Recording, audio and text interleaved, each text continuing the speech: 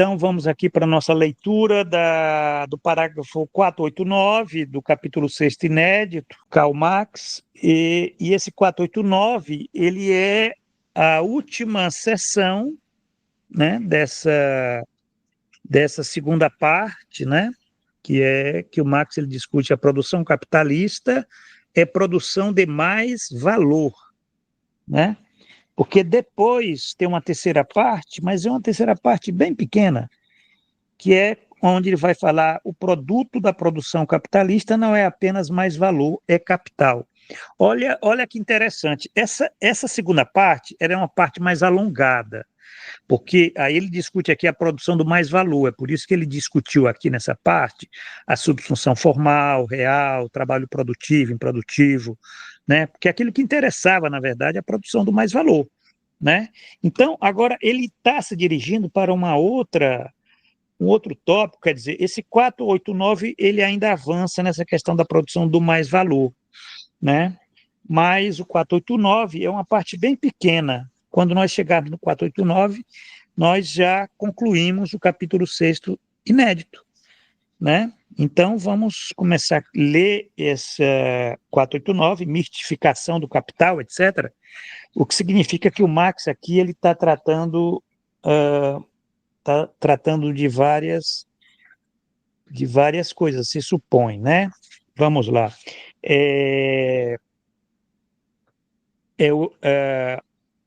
A Sheila poderia começar lendo? Posso? Por favor. É o 489, né? 489, mistificação do capital, etc. Tá. Como o trabalho vivo, no processo de produção, está já incorporado ao capital, todas as forças produtivas sociais do trabalho apresentam-se como forças produtivas do capital, como propriedades que lhes são inerentes. Da mesma forma que, no caso do dinheiro, o caráter geral do trabalho, na medida em que este cria valor, aparecia como propriedade de uma coisa. Tanto mais que nesse caso, precisamente o trabalho, como exteriorização da força de trabalho, como esforço, pertence ao operário individual. É com ele que o operário realmente paga ao capitalista o que lhe dá, o que este lhe dá. Ainda que objetivado no produto e pertencente ao capitalista. Pelo contrário, a combinação social, na qual as diversas forças de trabalho funcionam tão somente como órgãos particulares da capacidade de trabalho, que constitui a oficina coletiva, não pertence a estas, mas se lhes contrapõe como ordenamento capitalista, é-lhes imposta. 2. Essas forças produtivas sociais do trabalho, ou forças produtivas do trabalho social, não se desenvolvem historicamente, senão com o modo de produção especificamente capitalista, e, portanto, aparecem como algo imanente à relação do capital e dele inseparável. 3. As condições objetivas de trabalho, com o desenvolvimento do modo capitalista de produção, assumem uma forma modificada em consequência das dimensões em que e da economia com que são utilizadas, entre parênteses, né? Abstraindo-se por completo da forma da maquinaria, etc. Tornam-se mais desenvolvidas como meios de produção concentrados, representantes de riqueza social e o que realmente esgota a totalidade, graças à amplitude e ao resultado das condições de produção do trabalho combinado socialmente. Pondo de lado a combinação do próprio trabalho, este caráter social das condições de trabalho, inclusive, entre outras coisas, sua forma como maquinaria e capital fixo de qualquer gênero, apresenta-se como algo absolutamente autônomo, existente separadamente do operário, como modo de existência do capital, e, portanto, também como algo organizado pelos capitalistas, independentemente dos operários. Assim, como o caráter social do seu trabalho, o caráter social que as condições de produção assumem como condições de produção coletivas do trabalho combinado, aparece ainda mais como capitalista, como caráter inerente a essas condições de produção enquanto tais, independentemente dos operários. Pronto, olha só. Olha, não, vamos parar por aqui. Olha que maravilha, gente. Essa parte aqui, olha, o Marx está apresentando aqui uma teoria do estranhamento, certo? Uma teoria do estranhamento, que você tem um fetichismo, você tem a coisificação, você tem aqui, em vários momentos ele fala que aparecem, se contrapõem, são independentes, tudo aquilo que, na verdade, né, ah, faz parte de toda a reflexão dele desde, vamos dizer, desde os Grundrisse, né? Embora nos manuscritos não havia essa, quando ele falava do trabalho estranhado, não havia essa percepção ou essa categoria de fetichismo, né? Pensem bem, né? Nos manuscritos de 1844, né? Marx ainda não tinha essa categoria de fetichismo, não tinha essa categoria de coisificação. Talvez na ideologia alemã você possa encontrar já os primeiros elementos da coisificação, né? Quer dizer, o que é a coisificação? É aquilo que se contrapõe ao, a, ao trabalho vivo, né? É aquilo que defronta. Tem vários termos, tem que ver aqui no original em alemão, né, os termos que ele utiliza. Aqui ele fala em contrapõe, em outras passagens, mesmo aqui do capítulo 6 inédito, ele defronta, ele confronta, quer dizer, é sempre este sentido de que você tem algo que você cria e aquilo te se contrapõe a você, te nega, né? Essa questão aí é essa relação entre o capital e o trabalho vivo, né? Que é a raiz mesmo, é da teoria do estranhamento, porque a teoria do estranhamento é exatamente isso, né? Nada mais do que isso, né? Quer dizer, você está lidando com coisas que, na verdade, é a forma como aparece o quê? Trabalho socialmente combinado, né? Essa forma que ele fala, né? Aparece como algo inteiramente autônomo, existente independentemente do trabalhador, como um modo de existência. Inclusive está em itálico, modo de existência. Esses itálicos aqui, ó, modo de existência de capital. Esse itálico aqui é do Marx, certo? O Marx, ele valorizava os itálicos. Não pensem que é um detalhe. Isso mostra que ele quer salientar modo de existência de capital. Qual o modo de existência de capital? É exatamente isso.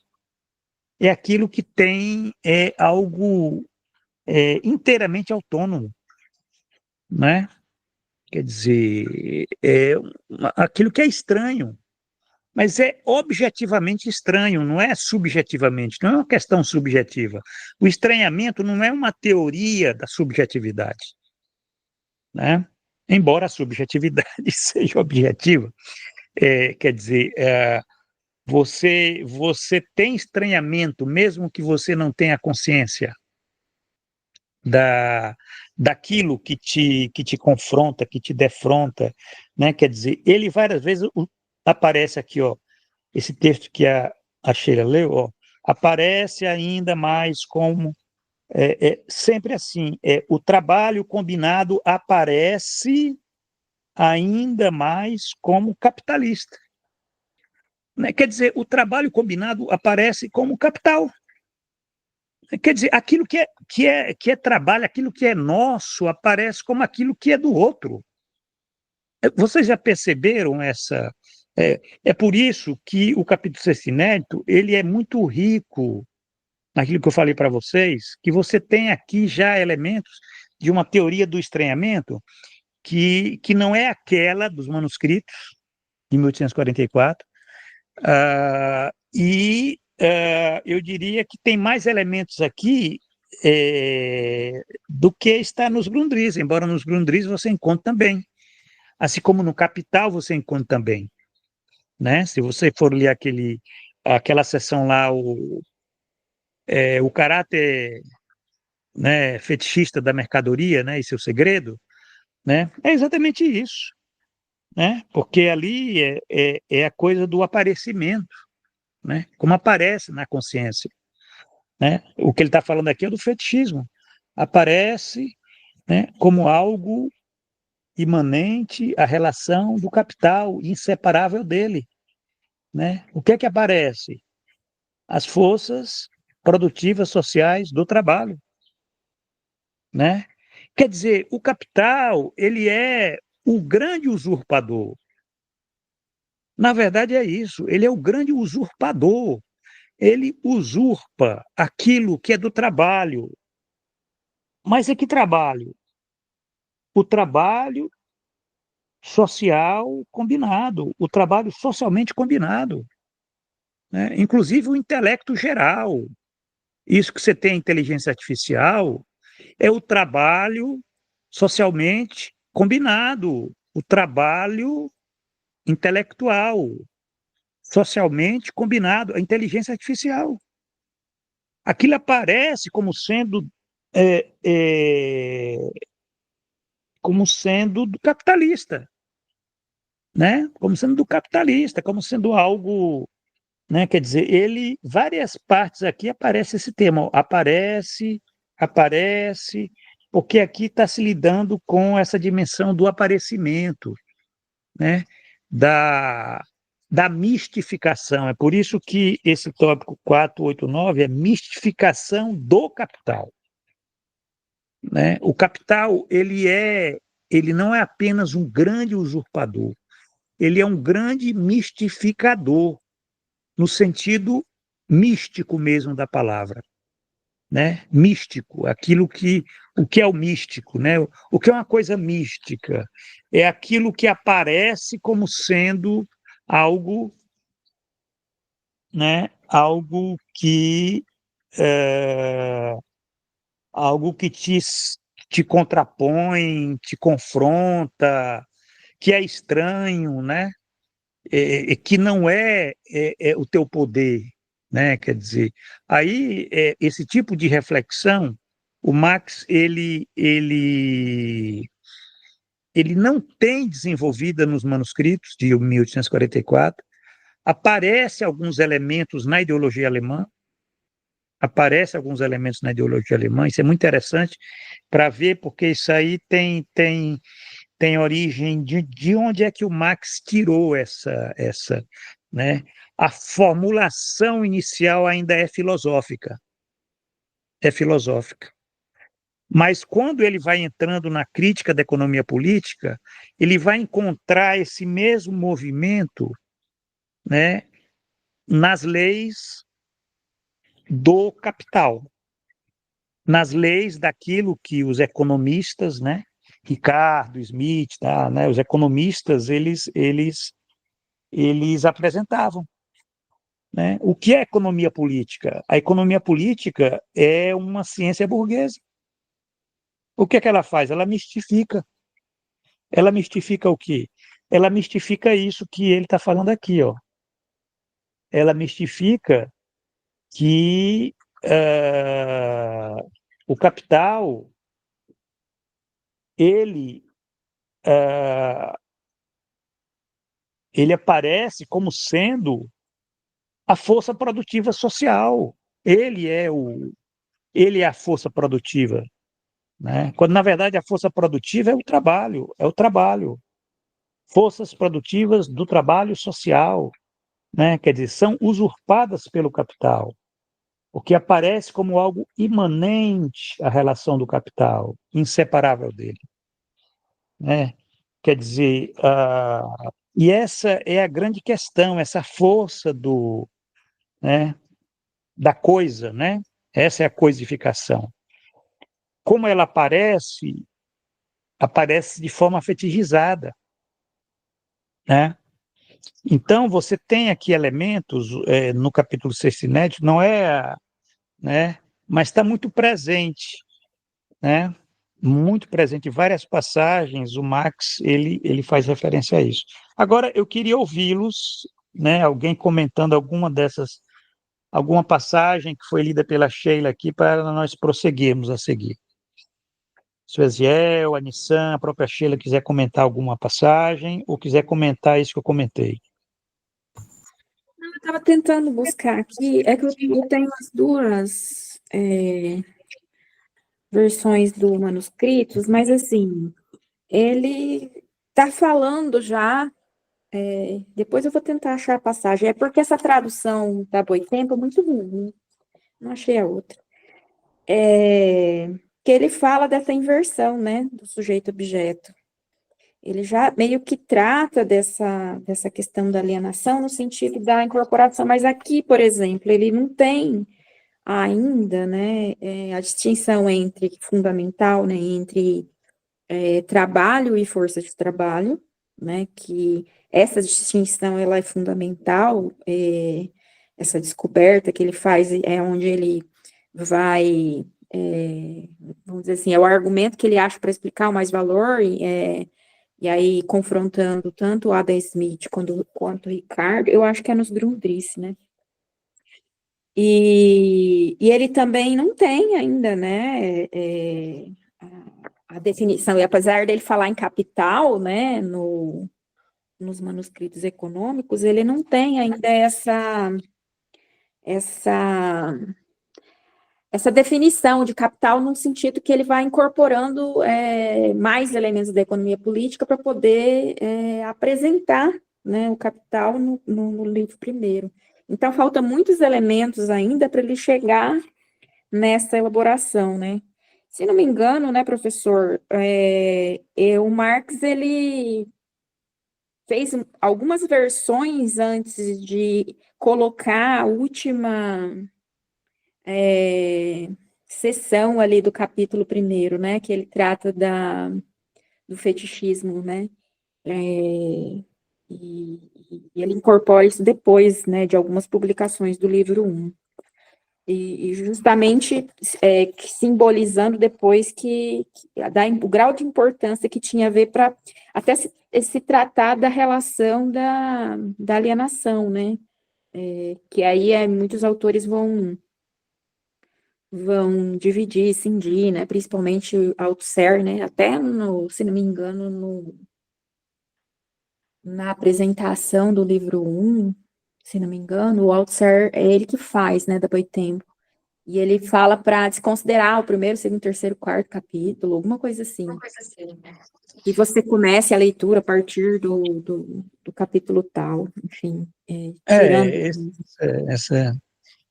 Esses delimitadores, né, eu não gosto desses marxistas que tentam, né, ditar, né? Faça isso, não faça aquilo. Mas é isso. É interessante isso que você falou aí. É só assim, por isso que eu perguntei lá do livro 6, do capítulo 6 inédito, porque eu pensei que ele tinha terminado o primeiro capítulo, e após terminar o primeiro livro, desculpa, ele ia fazer o link, né? Terminando. Não. E aí eu tinha pensado assim, bom, se ele terminou depois, provavelmente o pensamento dele já está mais desenvolvido, então eu pensaria que o capítulo 6 inédito, ele teria já esse pensamento mais elaborado, mais consolidado do que o livro 1. Daí, foi nesse sentido que eu perguntei. Esses manuscritos, eles são aqui, ó, tem aqui, ó, manuscritos de 1863 a 1867. Quer dizer, o livro 1 foi publicado em 1867. Então, são os manuscritos que foram feitos concomitante à elaboração dele, que está fazendo no livro 1, né? A linha de trabalho do Marx, eu não sei como é que era, né? Porque às vezes você pode, ao mesmo tempo, fazer duas linhas, fichamento, você está fichando, depois você está elaborando lá o que você está escrevendo, né?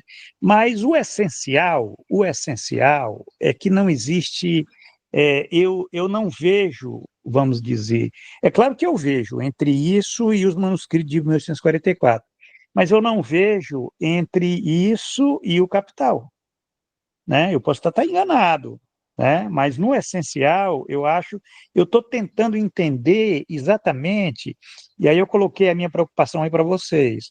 O que me interessa, né, quer dizer, é nós tentarmos tirar daqui uma teoria do metabolismo social do capital.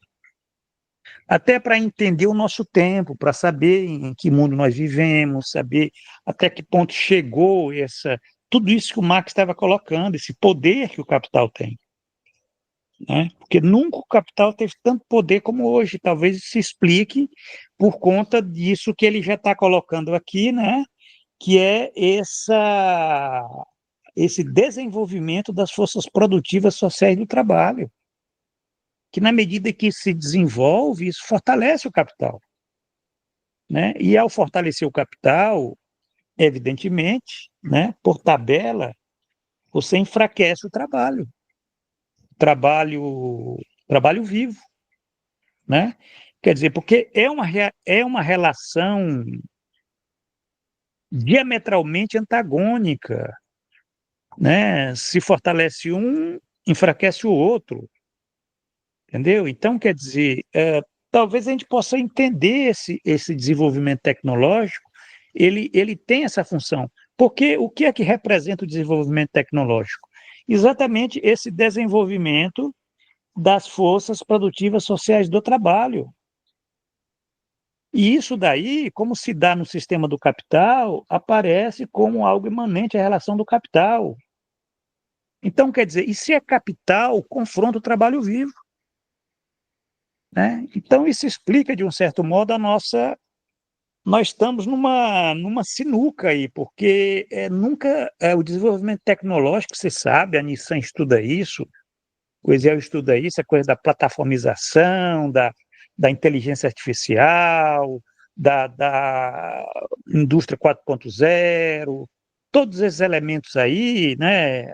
Aí vem a robotização, automação, né? Quer dizer, tudo isso são forças que se contrapõem ao trabalho vivo, né? E o Marx já colocava essas questões, eu diria que isso é uma grande descoberta que ele faz. Ele diz, tudo bem, ele descobriu a mais-valia, né? Mas ele não descobriu só o mais-valor. Ele descobriu que isso daqui que a gente leu, né? Ele descobriu que essa civilização que estava começando a nascer ali, né? Porque 1867 o capitalismo ainda era, né? Capitalismo industrial ainda estava na sua fase adolescente, né? Quer dizer, isso daí ia de fato, né? Quer dizer, é um poder gigante na medida em que você tem os monopólios, os cartéis, né? Quando na verdade a ciência, né? Você passa a ter a tecnologização da ciência, né? A ciência se tornou tecnologia a serviço da produção. Então você tem aí mais poder, né? E quando se fala poder, não é poder político apenas, é poder social, né? É capacidade da... E o Marx, ele descobriu isso daí, ele descobriu esse estranhamento. Isso é que é o estranhamento. Quando vocês pensarem em estranhamento, vocês pensam nessa passagem aqui. Isso está lá no Grundrisse. Tem uma seção dos Grundrisse, eu acho que eu já fiz referência. Inclusive, eu vou ver se eu publico até um artiguinho, porque é uma seção que eu analisei, que o Marx, ele ali, em 1858, ele já apresenta uma teoria do estranhamento, que é diferente da teoria do estranhamento de 1844, né? Quer dizer, é diferente assim, ele consegue, de um certo modo, lá ele discute o desenvolvimento tecnológico, e isso é a grande sacada, né, a questão do desenvolvimento do capital fixo, né, da grande indústria, da subsunção real. Olha só, nós estamos entrando aí no campo mesmo da, né, e essa subsunção real, na verdade, a gente já discutiu aqui, ela é o capitalismo especificamente capitalista, né? Quer dizer, é quando o sistema ele anda sobre as suas próprias pernas, se levanta, né?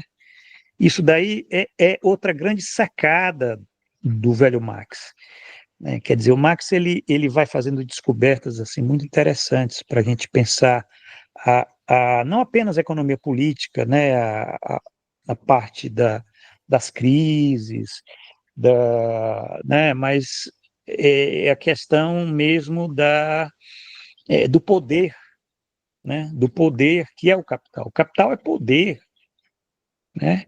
É poder de aparecer, de mistificar, de conduzir, de te confrontar, né? E de fazer você pensar que aquilo né?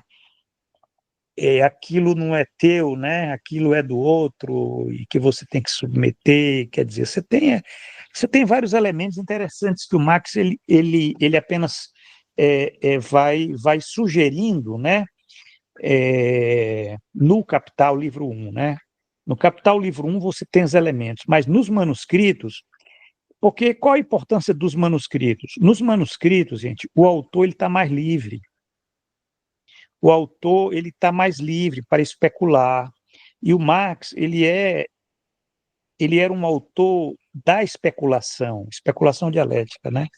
Então ele especulava muito e ele era muito criativo. Muito criativo. Quando ele escrevia assim, ninguém segurava, né? Ele especulando. Basta ver os Grundrisse, aquilo dali, né?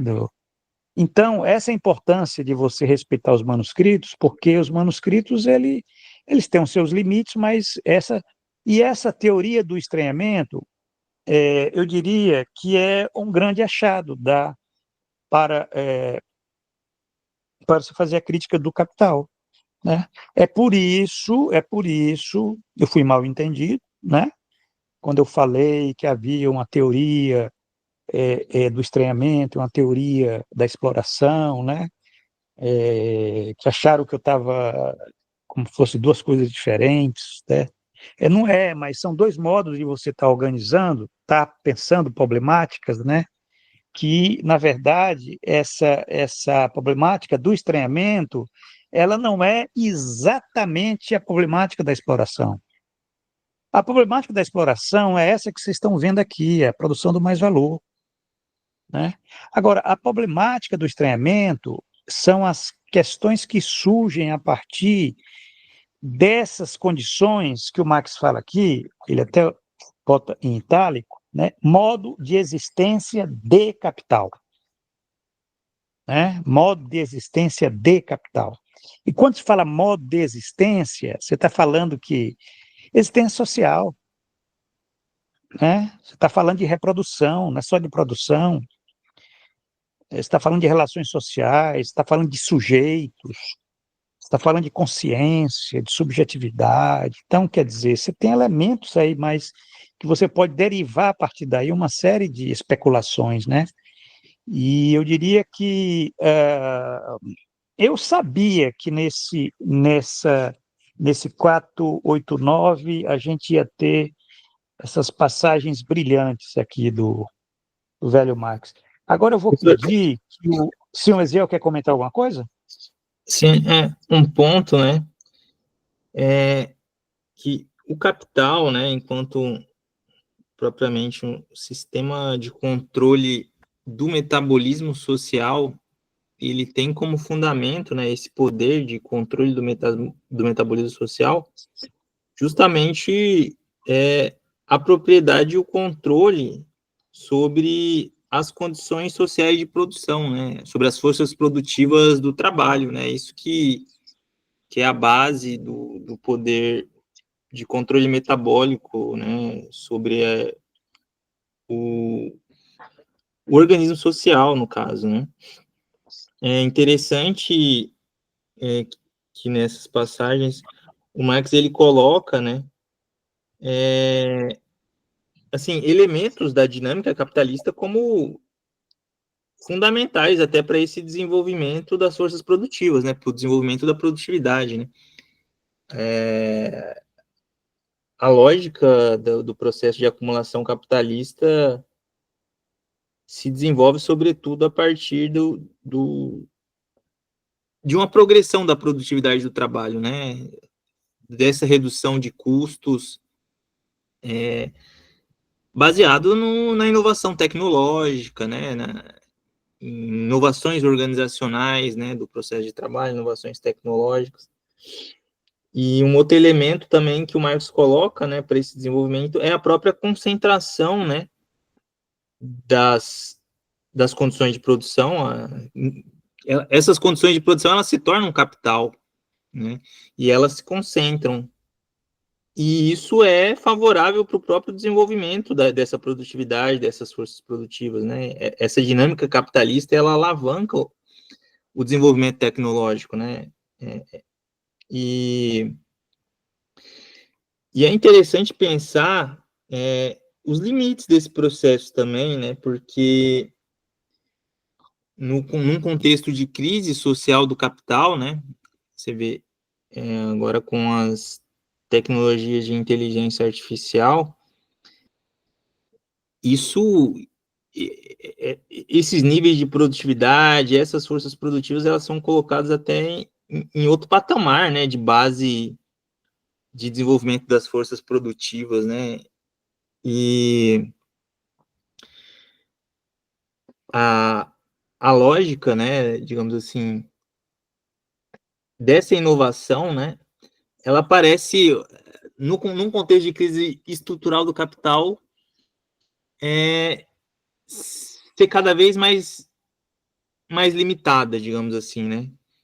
E eu acho que isso faz sentido, né? O capital ele teve essa fase, né, em que o capital era o principal mecanismo para desenvolver as forças produtivas, né? Ele poderia ser historicamente de fato, esse caminho, mas isso, digamos assim, não é necessariamente uma lei eterna do capital. Não quer dizer que o capital, porque ele foi em determinado momento, né, essa relação social que seria mais favorável para desenvolver as forças produtivas, isso significa que isso é uma natureza eterna do capital, né? Então, eu acho que esse movimento ele também tem limites, e nesse contexto de crise estrutural, né, esses limites eles ficam mais evidenciados, né? O Meszaros ele fala em produção destrutiva, né?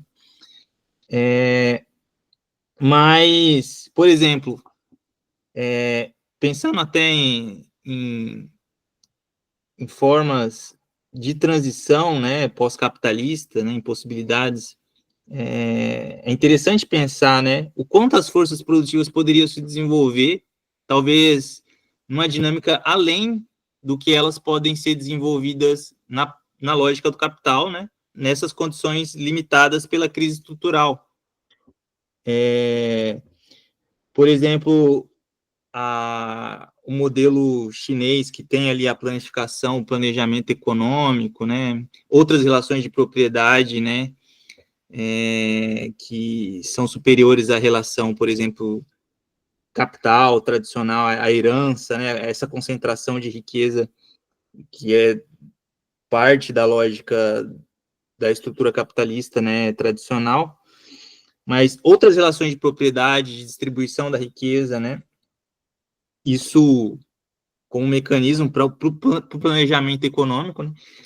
E o quanto que o modelo chinês, né, mesmo com esse setor capitalista, ele se coloca hoje, né, nesse horizonte de um outro caminho de desenvolvimento de forças produtivas, por ter esse setor de planejamento econômico, né, por ter essa dinâmica de relações de propriedade alternativas, né, à propriedade privada, e de fato tem inovado, né, e colocado possibilidades de uma relação mais equilibrada, né, de produção, né, no sentido de preservação da natureza, do meio ambiente, né, o quanto essas forças produtivas poderiam, de fato, né, emancipar também socialmente, né, os sujeitos humanos, né? Então, são questões que me fizeram pensar aqui, né? Essa dinâmica do desenvolvimento das forças produtivas, né? Primeiramente, nesse momento em que o Marx ele até coloca, né, como, de fato, a força para levar isso até para a própria superação, né, de uma sociedade baseada na exploração. É preciso ter base tecnológica muito bem desenvolvida, é preciso condições, digamos, tecnológicas muito sofisticadas para pensar digamos assim, o tempo livre de vida, né? Para pensar o tempo livre da necessidade do trabalho explorado, né? Isso é uma condição que não é só, digamos assim, uma condição que é só política, né? Ela é política também, mas ela também exige um desenvolvimento das bases materiais, tecnológicas de produção, né? Então, o quanto talvez, né, a gente está num contexto em que essas forças produtivas, talvez o capital não seja mais, digamos, a melhor forma de desenvolvê-las, né? Talvez seja um momento para, de fato, né, uma forma pós-capitalista, né, para dar essa continuidade e de fato liberar o potencial, né, de toda essa tecnologia, né, exemplo da inteligência artificial, né, de utilizar isso para o progresso civilizatório, né, para o bem-estar, né, coletivo, né, para o desenvolvimento humano, considerando a apropriação do tempo de vida humano pelo próprio sujeito, né, enfim, esse desenvolvimento qualitativo. São algumas reflexões aí para esse trecho. Exatamente, olha só, isso que você colocou é muito interessante, porque faz o link aqui com a sessão dos Grundrisse, intitulada Estranhamento, onde o Marx ele discute o desenvolvimento das forças produtivas do trabalho, né? Inclusive, esse desenvolvimento das forças produtivas do trabalho, ele tem uma dimensão, quer dizer, o desenvolvimento capitalista, né? Quer dizer, essa é a perspectiva que ele tinha na época, o que o diferencia do Marx de 1844, né? De que quer dizer, o estranhamento não era só não era só uma tônica de um ser estranhado, ser alienado, ser venalizado. Isso é a passagem dos Grundrisse, né? Mas era, vamos dizer, os pressupostos materiais para a transcendência, a autotranscendência do estranhamento, né? Quer dizer, é aquilo.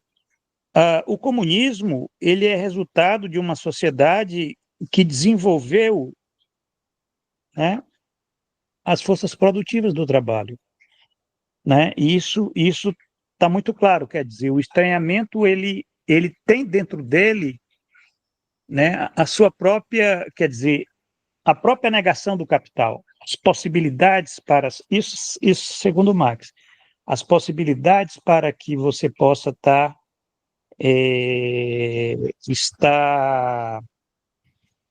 está fazendo essa superação do capital. Não é meramente uma questão de você ter um poder que domina tudo e que estamos condenados à dominação do capital, né?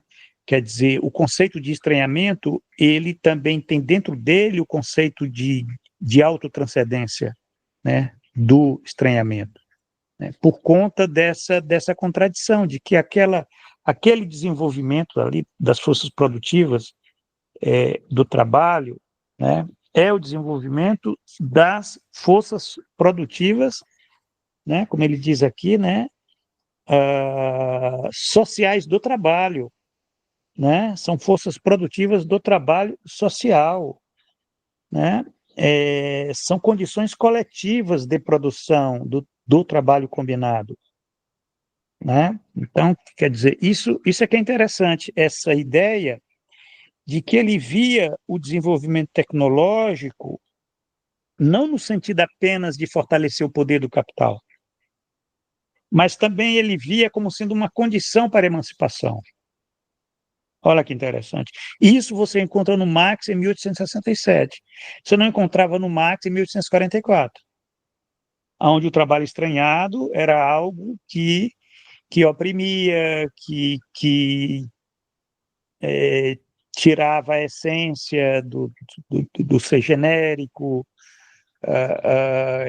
toda aquela, né, havia elementos ali que ele ainda não tinha percebido essa contradição, né, vamos dizer assim, né, quer dizer, claro que a gente pode, eu estou apenas comparando o Marx de uma época com a de outra, né, mas, vamos dizer, o Marx, em 1867, ele era mais otimista, em estar pensando, por exemplo, que o desenvolvimento do capitalismo, ele criava as, as próprias condições materiais, né, para uma nova sociedade, uma sociedade emancipada, né? É claro que isso daí era o Marx lá em 1867, né? Quer dizer, você tem aí mais de 150 anos, né? Quer dizer, essa é a questão, né? Essa era a visão dele. Será que se sustenta isso? Né? Quer dizer, o que, por exemplo, está acontecendo na China, né? Que é lá é uma interpretação, vamos dizer, que se faz, né? Muito diferente daquela que havia da União Soviética, né? É que os chineses perceberam que se eles não desenvolverem a, a tecnologia, não tiverem desenvolvimento tecnológico, eles vão perder, eles vão afundar-se como a União Soviética, né? Quer dizer, é como se a experiência socialista, quer dizer, você tem um aprendizado daquilo que aconteceu que é no século XX, mas aí fica aberta essa discussão, ninguém vai fazer ela aqui, né? A gente está apenas lendo o capítulo 6 inédito. Eu acho que a gente conseguiu, né, ler né, essa seção 489, mas daqui a 15 dias a gente prossegue, porque a gente vai avançar mais, né, vai avançar mais, e vocês já percebem a linha, né, de reflexão que o Marx está adotando, né? Quer dizer, você tem uma mistificação do capital? Você tem. Mas isso não quer dizer que essa mistificação ela também não tenha a promessa de uma emancipação. Olha que coisa curiosa. Uma mistificação que contém a promessa de emancipação, né? Não é uma mistificação pela mistificação. É uma mistificação que oculta uma promessa de uma possibilidade dos trabalhadores, eles mudando as relações de propriedade, né? Quer dizer, mudando as relações sociais de produção, eles se apropriarem daquilo que é o poder deles, que está naquele caráter social do trabalho, né? Naquelas condições coletivas de produção do trabalho combinado. Quer dizer, isso daí, gente, é uma leitura política. É uma leitura política. Quer dizer, você não vai ter comunismo na pobreza, você não vai ter comunismo no atraso, né? Quando você desenvolve. Mas também não significa que só o desenvolvimento tecnológico ele é suficiente, né? Quer dizer, pelo contrário, né? Ele pode ser, se não houver novas relações sociais de produção, né? Se você não tiver não apenas um antivalor, né? Mas o contravalor, eu faço a diferença entre essas duas categorias, né? O antivalor é o Estado, o contravalor é a comuna, certo? Quer dizer, são duas coisas diferentes, né? O que você tem na China é o antivalor, né? É o Estado socialista. Lá você tem o valor e tem um antivalor, convivem, né? São forças que operam, são contradições da transição é, da transição para o socialismo, né? Inclusive, eu até publiquei no blog Crítica do Capital, tem um artigo meu onde eu falo sobre, né, a transição, um conceito de transição, né? Há controvérsias, tem gente que não concorda com esse, mas o meu conceito de transição é isso, né? Quer dizer, no socialismo você vai ter valor e antivalor, você vai ter exploração, você vai ter Estado, você vai ter mais valor, você vai ter, né, diferentes formas de propriedade, né? Mas você vai ter lá a, a ditadura do antivalor. É a ditadura do antivalor, não é a ditadura do valor. A ditadura do valor é no capitalismo, né? No socialismo é a ditadura do antivalor, né? Agora, a questão é ir além do antivalor, é você ter o contravalor. Aí já é a fase do comunismo, né? Já é a fase que você, inclusive, extingue, né? Fenece o Estado. Mas isso não tem condições, né? Quer dizer, para você chegar lá, não é uma coisa assim dada de forma mecânica, né? Mas só para esclarecer essas diferenças, hoje nós conseguimos, quer dizer, nós tivemos essa conversa aqui, né, muito esclarecedora desse os primeiros parágrafos dessa sessão sobre a mistificação do capital, e vamos prosseguir. Daqui a 15 dias a gente volta, né? Agradeço aqui ao Eziel, a Nissan, a Sheila, né? Pela participação. Eu acho que isso é importante, gente, nessa participação aqui, e isso vai se transformar num podcast. A gente está produzindo conteúdo, certo? Então, eu peço assim, que vocês que tiverem interesse, divulguem, né, para os colegas, amigos, familiares, né, como se diz assim, né? De repente, essas conversas, elas podem ser esclarecedoras, né? Elas podem ser esclarecedoras e mostrar que você pode fazer uma discussão marxista que tenha, né, que seja viva, né? É o marxismo vivo, não é meramente a doutrina da lei, tem as diferenças, né? E que é muito interessante essa última colocação feita pelo Eziel, porque mostrou essa contradição, né?